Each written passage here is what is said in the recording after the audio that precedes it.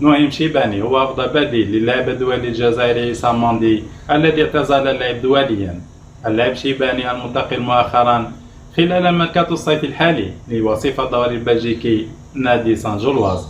اللاعب شيباني من مواليد سنة 2003 بفرنسا، أصوله الجزائرية من جهة الأب والأم.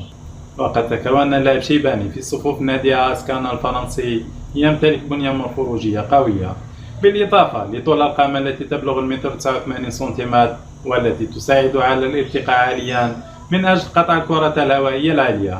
كما أن ذات اللاعب يمتاز بالسرعة الفائقة فوق أرضية الميدان، وكذلك دخوله في صراع ثنائية قوية دون خوف أو تردد مع هجوم الفريق الخاص.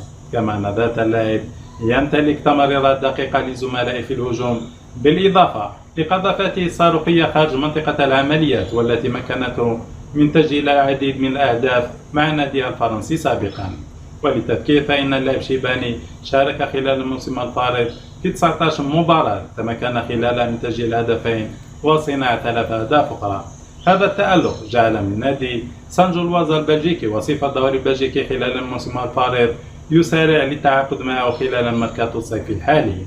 سلام.